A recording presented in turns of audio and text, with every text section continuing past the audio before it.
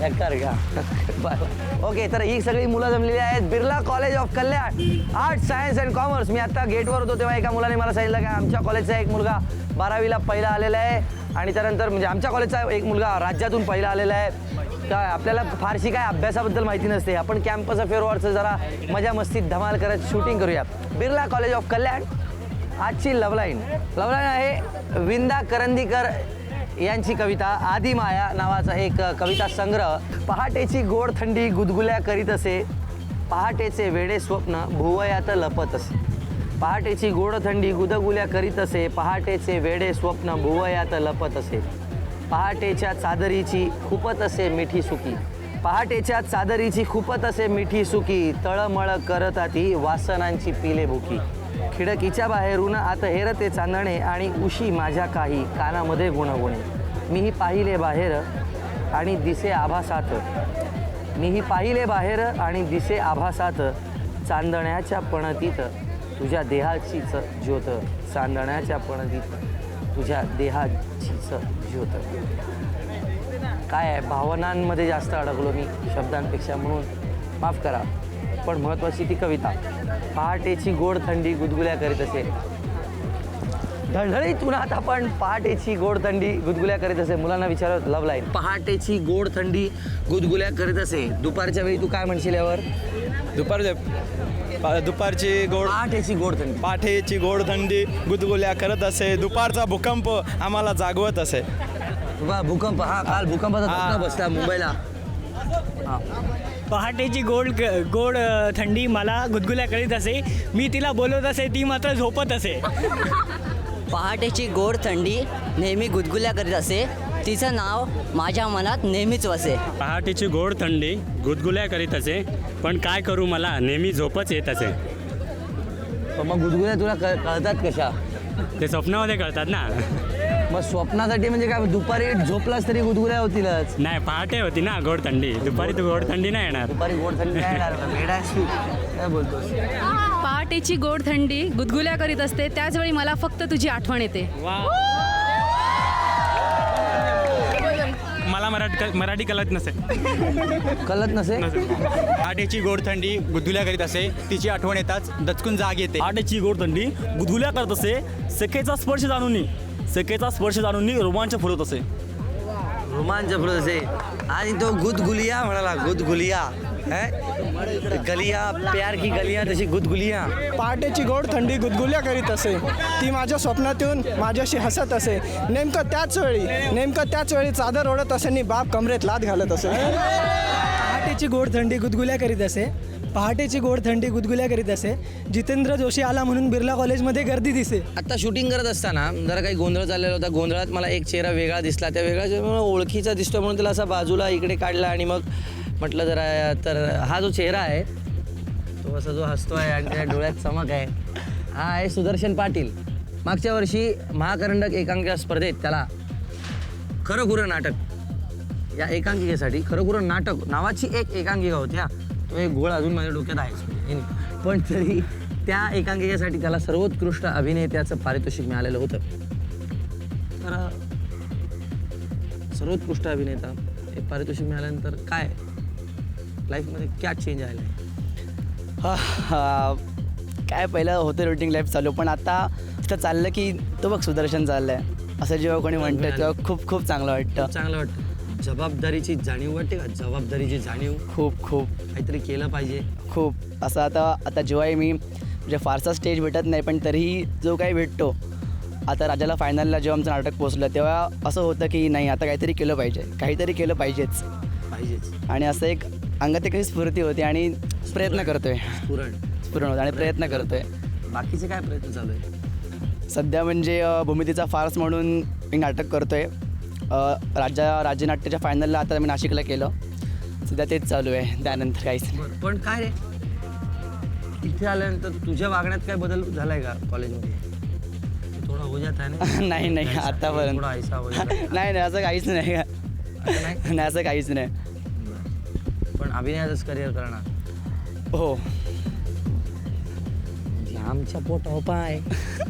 नाही ना चालेल.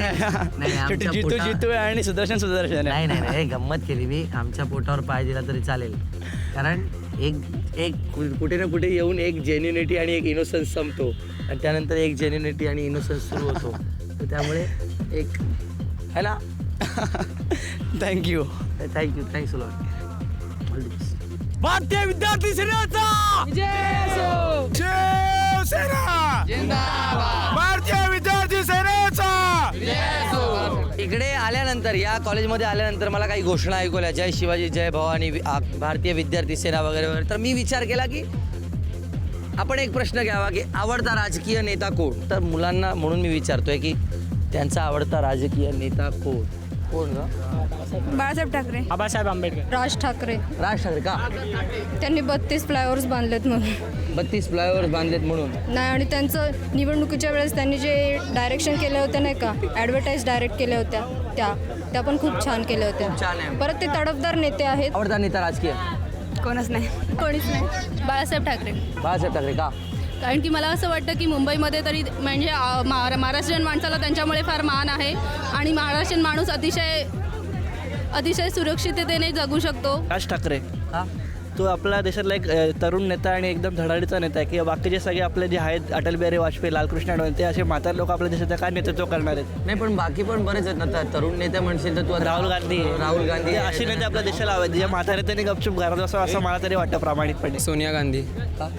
I think she can lead India on a very platform note. I think she can make India come about the developed nations like USA, UK. R Patil. R Patil. या sir बोला. R पाटीलांचं म्हणजे त्यांचं व्यक्तिमत्व चांगलं आहे. आणि दुसरी गोष्ट म्हणजे आता त्यांनी जी डान्स बार बंदी घातली किंवा आता मुंबईसाठी पण ते भरपूर कामं करतात किंवा दुसऱ्या म्हणजे रुरल एरियामध्ये. आता कसं मुंबई, पुणा आणि नाशिक हेच चांगलं आपलं महाराष्ट्रामधलं जे तीन पण बाकीचे जे रुरल एरियाज आहे, बीड आहे, जालना आहे, तिकडे पण आता त्यांनी भरपूर कामं करायला घेतलेली. गावाकडे पण त्यांनी कामं करायला घेतली. डॅशिंग व्यक्तिमत्व आर पाटील. आणि ते करप्ट सुद्धा नाही आहेत. बाळासाहेब ठाकरे. बाळासाहेब ठाकरे का? मी पण ठाकरे, ते पण ठाकरे. तू ठाकरे आहे? तुझं नाव काय? सुधीर ठाकरे. सुधीर ठाकरे. शरद पवार. शरद पवार का? म्हणजे आपल्या साईडला त्यांनी केली नसेल प्रगती तरी पुण्याच्या पुढे त्यांनी खूप चांगली प्रगती केली. मोठमोठ्या शाळा उघडल्यात, युनिव्हर्सिटीज खूप उघडल्यात. बारामतीचा हां, बारामती त्यांनी पूर्ण बदलून टाकलं. आवडता राज बाळासाहेब ठाकरे. ओके. कारण महाराष्ट्राची शान ही बाळासाहेब ठाकरे आहेत. आज जर त्यांनी आवाज दिला तर पूर्ण महाराष्ट्र त्यांच्या मागे उभा आहे. कोणीच नाही. Abdul Kalam Azad. Abdul Kalam Azad. By. The person who is very brilliant, very intelligent. जर असे लोक आपल्या देशाला मिळाले तर आपला देश पुढं जायला खरंच खूप मदत होईल. आणि शिक्षण क्षेत्रातले जर लोक किंवा त्या दृष्टीने माहिती देणारे लोक आपल्याला राजकीय नेते म्हणून जर मिळाले तर या देशाचं खरंच कल्याण होईल असं माझं आणि स्पष्ट अशी मत आहे. ब्रिलियंट लोक जर आपल्या देशातच राहिली, बाहेर न जाता नाही. इथेच काम करत राहिली तर है ना.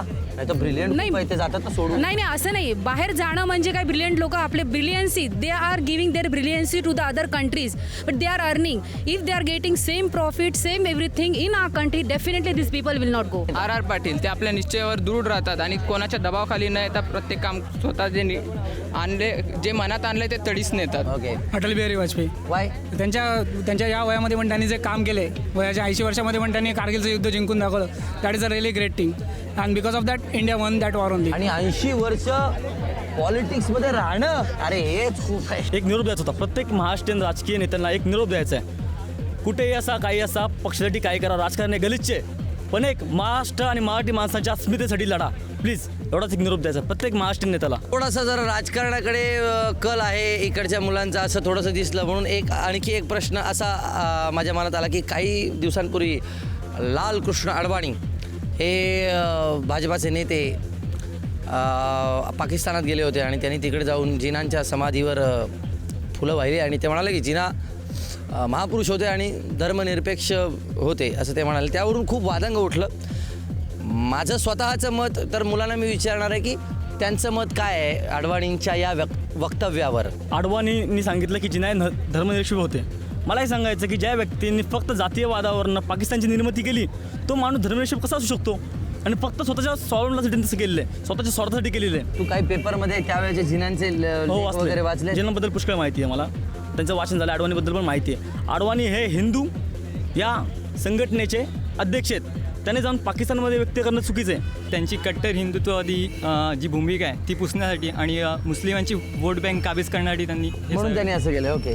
अडवाणी एक कट्टर हिंदुत्ववादी होते, परंतु आता त्यांना माहिती आहे की भारतातलं राजकारण धर्मनिरपेक्ष होत चाललेलं आहे आणि सत्ता जर काबीज करायचं तर मुस्लिमांना आपलं काबीज केलं पाहिजे. त्यासाठी त्यांनी असे वक्तव्य केलेले आहेत. पण याचा अर्थ याच्यातून आपल्याला दिसून येतं की कोणत्याही राजकारणी आपली एक भूमिका स्पष्टपणे मांडू कायम ठेवू शकत नाही. अडवाणी हे दोन तोंडी जो साप असतो त्याप्रमाणे एकीकडे दुसरं बघणार आणि दुसरीकडे दुसरं बघणार. लालकृष्ण अडवाणी पाकिस्तानमध्ये जाऊन जे बोलले, जिना धर्मनिरपेक्ष आहेत, परंतु त्याच वेळी मला असं म्हणायचं आहे की प्रत्येक राजकारणी व्यक्तीने तरी निदान त्यांची जी वाक्य आहेत किंवा ते जे काही बोलतात त्याच्याशी त्यांनी अबाधित राहावं.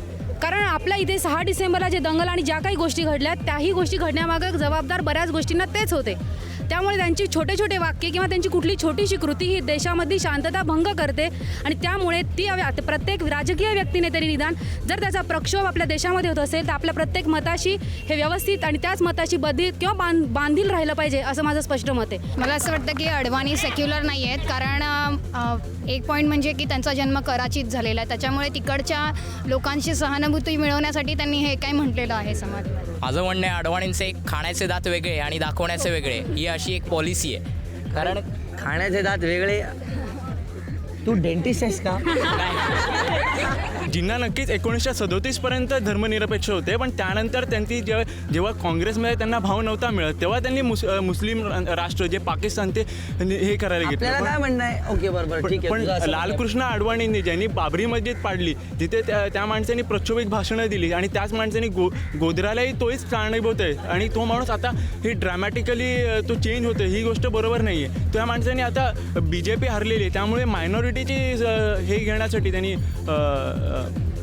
सिंपथी घेण्यासाठी त्यांनी असं म्हणणं बरोबर नाही वाटत. माझ्यामध्ये अडवाणींनी जे असं धर्मनिरपेक्ष जिना आहेत असं बोललं, माझ्यामध्ये त्यांनी एक प्रकारे देशाबद्दल द्रोहच केला आहे. माझ्यामध्ये ते देशद्रोही आहेत. ते देशद्रोही आहेत. कोण देशद्रोही आहे काय आहे मला माहिती नाही. बासी मर्ढेकरांची एक कविता आहे जी आत्ता या क्षणी मला म्हणावीशी वाटते. ती कविता अशी: प्रेमाचे लव्हाळे सौंदर्य नव्हाळे, प्रेमाचे लव्हाळे सौंदर्य नव्हाळे, शोधू आसपास मुडद्यांची रास. प्रेमाचे लव्हाळे सौंदर्य नव्हाळे, शोधू आसपास मुडद्यांची रास.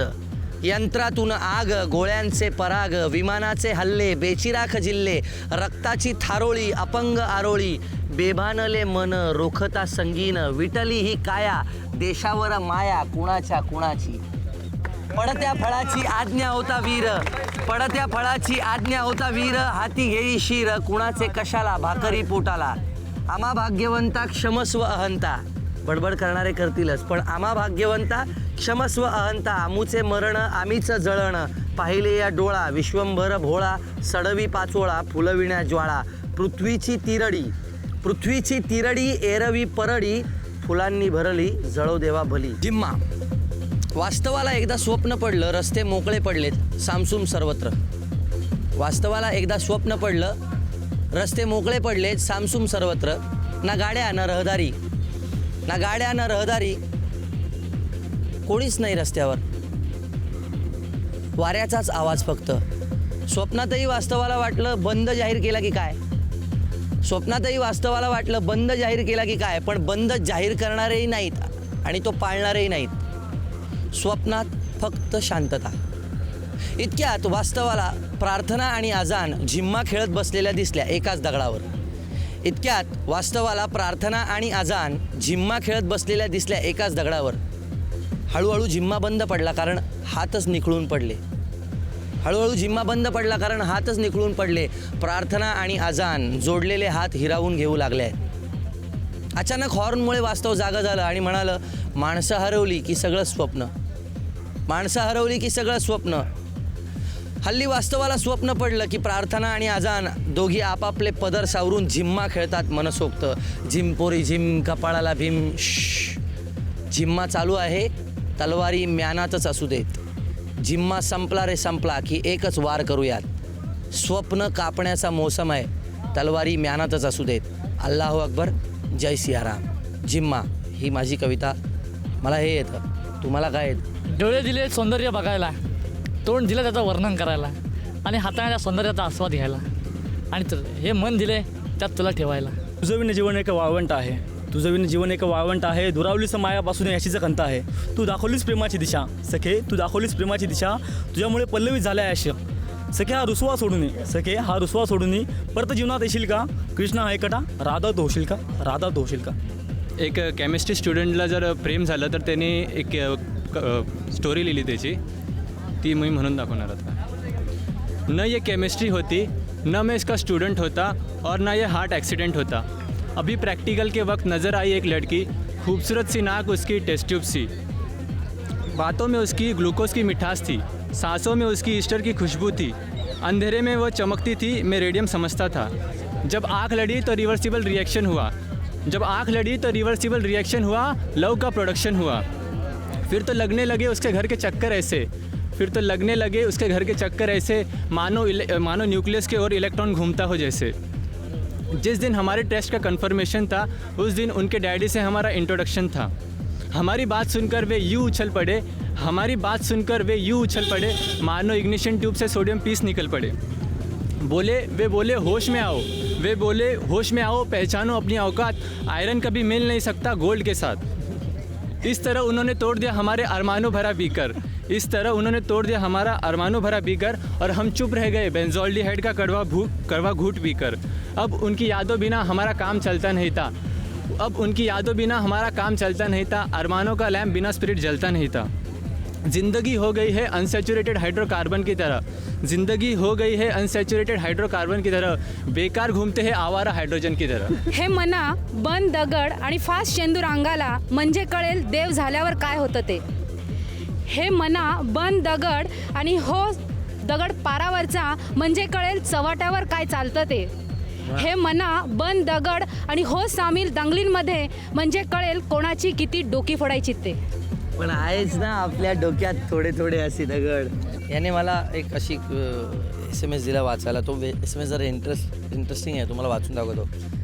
Have you heard about the poem, about a poem, Jack and Jill went off the hill to fetch a pail of water, है ना, बरोबर. तर ती कविता. Now see how Lalu will sing this poem. Lalu Prasad Yadav कैसे बोलेंगे इस पोएम को? जकवा और जिलवा गए ऊपर हिलवा, जकवा और जिलवा गए ऊपर हिलवा, पानी भरी के वास्ते. हाँ, जकवा और जिलवा गए ऊपर हिलवा, पानी भरी के वास्ते, और जकवा गिर गवा, बुरबक जकवा गिर गवा, ओका खोपड़िया फूट गवा, और जिलवा आवत लड़कन पूरे रास्ते. हाय देखिए ये मज़ा है. अगर बिहार में एपिसोड टेलीकास्ट होगा तो हमको बहुत पड़ेगी बोल के रखते. स्माइल्स आर बर्ड्स, म्हणजे हसू हे एक पक्षी आहे. Smiles are birds which fly from nest to nest, make your lips a better nest so that they can live on your lips for ever, always keep smiling. बघितलं नाही, हाय हसू हे एक पक्षी आहे, हे एका घरट्यातून दुसऱ्या घरट्यावर जाते. त्यामुळे तुम्ही हसत राहायला पाहिजे. आणि म्हणजे हसल्यामुळे काय होतं तर म्हणजे तो पक्षी जो आहे तो तुमच्या ओठांवर, म्हणजे त्या ओठाच्या घरट्यात आयुष्यभरासाठी तो राहतो. क्या बात आहे. हे जे काय तू बोललायस, तर पुन्हा भेटूयात याच म्हणजे याच नोटवर. नोट म्हणजे ती नोट नाही रे, असा हा जो याच नोटवर आपण हा एपिसोड इथेच संपला. पुन्हा भेटूयात पुढच्या एपिसोडमध्ये. राजकारणी असो, कोणी काही असो, किती प्रश्न, किती डोक्याला ताप, दगड डोक्यात वगैरे वगैरे. व्हिडिओ पुढच्या एपिसोडमध्ये. काळजी घ्या स्वतःची. And smiling always. या